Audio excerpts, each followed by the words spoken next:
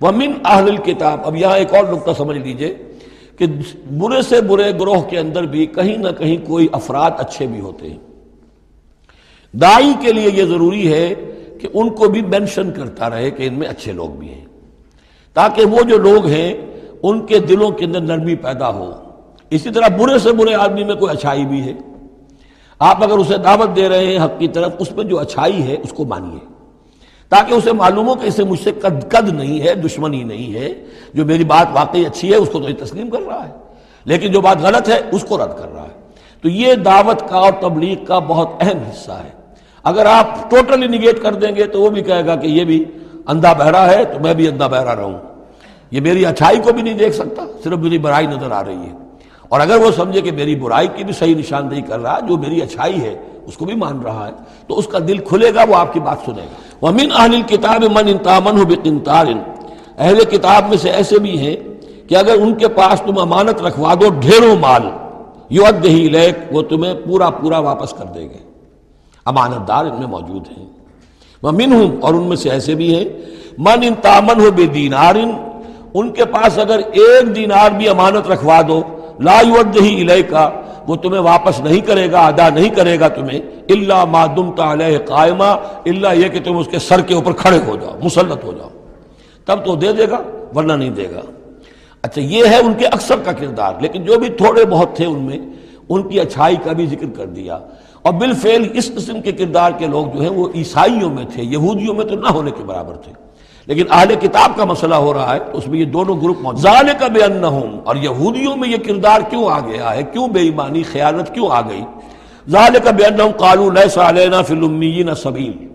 یہ اس لیے کہ انہوں نے یہ عقیدہ گھڑ لیا ہے کہ ان امیین کے بارے میں ہم پر کوئی ملامت نہیں ہے۔ یہ اچھی طرح سمجھ لیجئے، یہودیوں کا یہ عقیدہ تورات میں نہیں ہے، لیکن اصل جو کتاب ہے ان کی مذہبی وہ تورات نہیں ہے، تالمود ہے۔ یوں سمجھیے کہ تورات تو ہے ام الکتاب ان کی جو بھی ہے، لیکن جو ان کا ساری شریعت ہے، جو ان کے ضوابط ہیں، قوانین ہیں، قواعد ہیں، عبادات کی تفاصیل ہیں، وہ سب ہیں تالمود میں۔ اور تالمود میں یہ بات موجود ہے کہ یہودی کے لیے یہودی سے جھوٹ بولنا حرام، غیر یہودی سے جیسے چاہو جھوٹ بولو۔ یہودی کے لیے کسی یہودی کا مال ہڑپ کرنا ناجائز حرام، غیر یہودی جنٹائلز اور گوئمز ان کا مال جس طرح چاہو دھوکے سے بائی ہوک بائی کروک جس طرح چاہو ہڑپ کرو، تو یہ ہمارے اوپر مواخذہ ہی نہیں ہے، اس لیے کہ یہ جو لوگ ہیں غیر یہودی یہ انسان ہے ہی نہیں، یہ اصل میں انسان نما حیوان ہے، اور ان سے فائدہ اٹھانا ہمارا حق ہے، جیسے کہ گھوڑے کو تانگے میں جوتنا انسان کا حق ہے، بیل کو اپنے حل کے اندر جوت لینا یہ انسان کا حق ہے۔ تو ہمارا حق ہے ان حیوانوں سے ہم جو چاہیں لوٹ لیں، کھسوٹ لیں، ان کی رضامندی سے لے لیں، ظلم کریں، اس میں ہم پر کوئی پکڑ نہیں ہوگی، کوئی محاسبہ نہیں، یہ تالمود میں باقاعدہ لکھا ہوا ہے۔ ذالک بانہم قالوا، اس لیے کہ ایک پکچر بھی اس پر بنی ہے جو امریکہ کے عیسائیوں نے بنائی ہے، the other side of Israel, جس میں کہ انہوں نے ایک شخص نے ایک یہودی کتب خانے میں جا کر کتابیں نکال کر پھر اس کے اوپر نشان لکھا کر یہ چیزیں لکھی ہوئی ہیں، کیا یہودیت کا جو اصل چہرہ ہے وہ اس ڈاکومنٹری کے اندر، ویڈیو کے اندر واضح کر دیا گیا ہے ان کی کتابوں کے حوالے سے۔ ذالک بانہم قالوا لیس علینا فی الامیین سبیل، یہ اس لیے ہے ان میں یہ خیانت اور بے ایمانی اور جھوٹ اور دغا